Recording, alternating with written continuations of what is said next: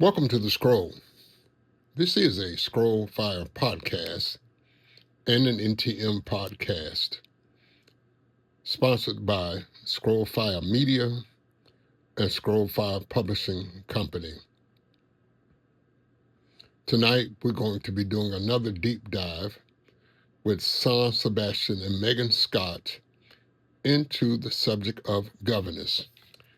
This is a capstone subject and book that caps off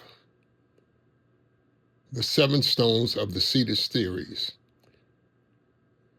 The 7 stones of the seated series are Save to Sit, Scroll, Remembrance, Mantles, Thrones, Jurisdiction, and Governance. So tonight we're going to be going into governance. So here's Sebastian and Meagan Scott. Welcome to today's deep dive. We're incredibly thrilled you're joining us today. Yeah, really glad to be here for this one. Because today we have a mission that is going to completely reframe how you think about spiritual authority, order, and honestly, your own personal identity. It really is a paradigm shift. Totally. So whether you're listening on your commute or just, walking the dog, prepare to have your perspective shifted. We are looking at a single, highly detailed source today. It's Elaizar Seraphim's book, Governance, the Seat of Divine Authority. Right, published by Scrollfire. Exactly. And just to set the stage for you, this is not your standard self-help guide or corporate leadership manual. Seraphim lays out this prophetic 7 stones architecture. Which is basically a massive blueprint for heavenly government. It is. It's wild. And the core premise, the hook that just grabbed me immediately, is this radical idea that believers are not just saved from something terrible. Right, it's not merely a rescue mission. No. It argues that to be saved means you are legally enthroned. You aren't just pulled out of the water and left on the beach. You are placed directly into a seat of active, functioning governance. Okay, let's unpack this, starting with the very first of the 7 stones. Which the architecture simply calls seats. Yes, seats. And seats are, they're the absolute bedrock of this entire system. In Seraphim's framework, you literally cannot govern until you take your seat. Because authority can't emerge from just noise. Oh, exactly. Authority cannot emerge from noise or passion or human ambition. It flows strictly from placement. The architecture takes this theological idea of being seated in heavenly places and turns it into a hard, functional reality. I love the phrase the book uses. It says, to be saved is to be seated. Yeah, that's a powerful statement. It fundamentally changes your posture from someone frantically fighting for victory to someone resting in an established position. And we have to look at the danger of what the framework calls unseated authority to really grasp this. Imagine someone attempting to govern or speak into a complex situation without actually being seated in the position heaven assigned them. Just shouting from the sideline. Right. It results in illegitimate noise. You might speak with incredible eloquence, but heaven doesn't record it. Without a seat, your words carry zero judicial weight. It's like walking off the street into a courtroom, sitting in the gallery, and just yelling out verdicts. You aren't in the judge's chair, so the bailiff isn't going to enforce a single thing you say. That courtroom imagery is the perfect mental model. What's fascinating here is how this concept of the seat leads directly into the second stone, which is scrolls. Because obviously the glaring question is, what seat are you actually supposed to be sitting in? Exactly. You can't just walk into the heavenly throne room and call dibs on the comfiest chair. No, you definitely cannot. This is where the scroll comes in. A scroll represents a person's eternal identity. The source references Psalm 139, talking about how the days formed for you were written in a book before you even existed. So it's the eternal record of who God designed you to be. Yes, which means your identity precedes your assignment. And that is a massive friction point for our modern culture. We're taught to build our identity through our careers or our striving. Oh, for sure. We hustle to prove who we are. But Seraphim draws a hard line here. Governance flows from that pre-existing eternal record. There is a specific quote from the Elaizar Codex in the book that I absolutely have to share here because it nails this concept. Oh, the seatbelt quote? Yes, it says, identity is the seatbelt of governance. Without it, you may sit, but you will not remain seated. I love that imagery because turbulence is guaranteed in life. Right, you might hustle your way into a leadership role temporarily, But when spiritual turbulence hits, if you aren't buckled in by your true internal identity, You're getting thrown right out of the chair. exactly, the scroll anchors you. Hmm. So we've got the foundation. The seed is our placement. The scroll is our eternal identity. Now we move to the instruments of governance, which brings us to the third stone, mantles. Right, and the architecture makes it clear that authority isn't just an abstract idea, it's a weight.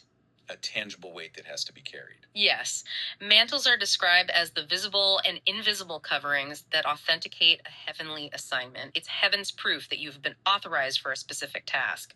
It's kind of like a corporate access badge. You can wear a nice suit and talk like you own the building, but if you don't have the badge to scan at the elevator, the doors aren't opening. That's a great analogy, but that also opens the door to people faking it. Oh, the counterfeit mantles. Yeah, the framework offers a stark warning here. People frequently claim authority without a genuine heavenly assignment. The text actually calls these false mantles mere theater. Just costume and ego. Precisely. They lack heaven's actual authorization.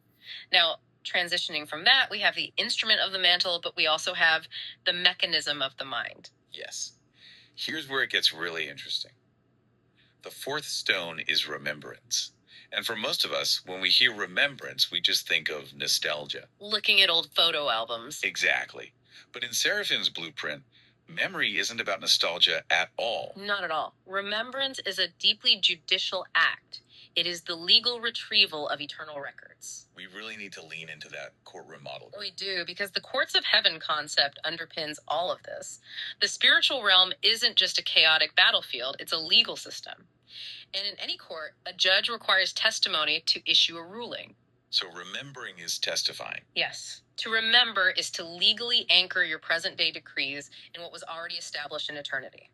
The courts require testimony, and remembrance is the courtroom's witness. Which means forgetfulness is incredibly dangerous.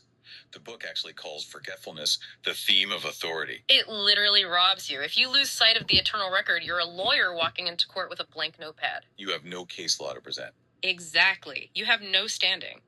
And according to the framework, this judicial amnesia is how powerful nations and established thrones collapse. They forget the eternal decrees that establish them and forfeit their legal right to govern. That is heavy. It makes memory a vital weapon. Let's pivot to the boundaries of this power. The fifth stone is thrones. Now, we talked about seats. How is a throne different from a seat? Thrones are defined as judicial checkpoints in the spirit. They are concentrated centers of legal enforcement. It's not just a fancier chair. No, not at all.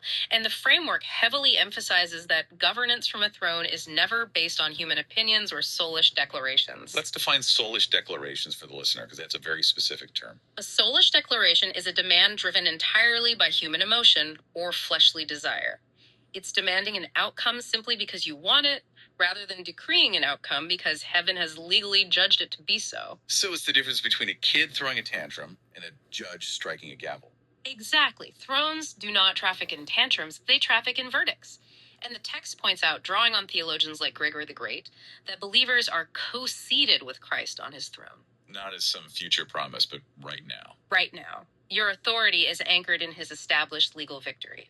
But that raises a big question. If I'm seated on a throne, can I just govern everything? Can I decree whatever I want over my entire city? If we connect this to the bigger picture, it introduces the sixth stone, which is jurisdiction. The ultimate protective boundary. Yes. Jurisdiction means true governance is not limitless. It operates strictly within assigned boundaries. God sets the allotted borders for every person, and your authority only flows within those specific limits. The source material uses this terrifying biblical example of what happens when you ignore those limits. The sons of Seva. Oh, yes. From the book of Acts. It's a sobering case study. These 7 guys tried to cast out an evil spirit using the name of Jesus, but they were operating completely outside their authorized jurisdiction. They didn't have the clearance. They knew the name, but they didn't have the seat. And it was a disaster. The spirit overpowered them and they fled naked and wounded. It proves that unauthorized warfare is just noise in the courts of heaven. But the flip side is so encouraging.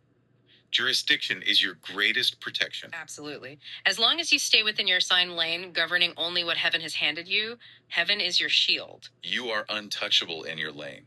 But if you step out of ambition, you're unguarded. However, the book does say those boundaries can grow, right? They do expand, but through a very specific mechanism. Seraphim writes, faithfulness is the currency that buys new territory. I love that. Faithfulness is the currency. You don't get a larger jurisdiction by grasping for it. You steward your current seat with legal precision, and heaven naturally enlarges your territory. Okay, so let's bring this all together. We have seats, scrolls, mantles, remembrance, thrones, and jurisdiction. That brings us to the capstone, the seventh stone. Governance. So what does this all mean? How does governance cap this off? Governance is the grand convergence. It is the amen of the stones. It pulls all the preceding 6 stones into a single, unshakable fortress. It's the engine that actually puts the whole machine to work. But we need to be crystal clear about what governance is not. Yes, because it is emphatically not political ambition.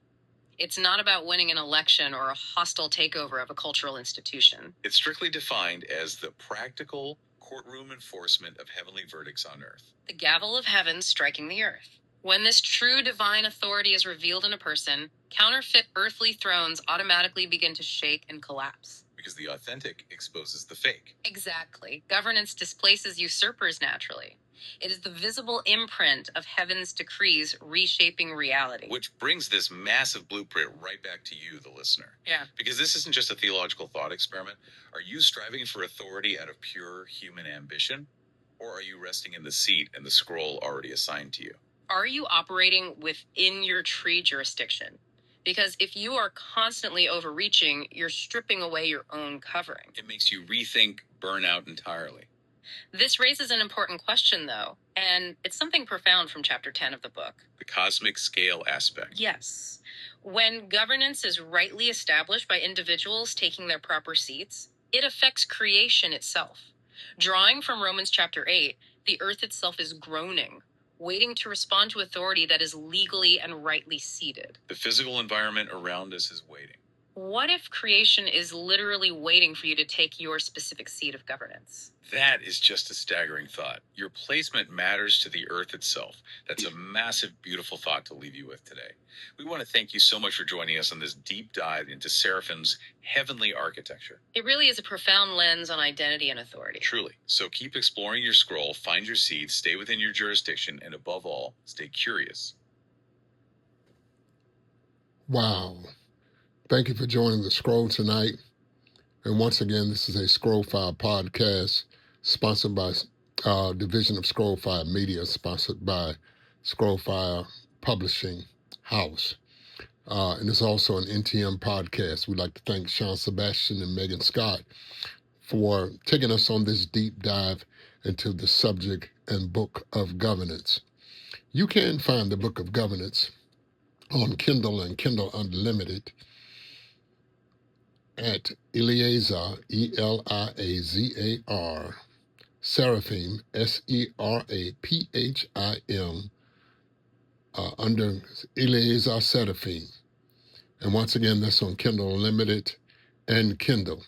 One good thing is that if you want to read the books for free, you could pay the monthly fee and have access to all, I think it's 23 published books. They're just out there waiting on you. We appreciate you all for joining us tonight, and we thank you. Until next time, see you later.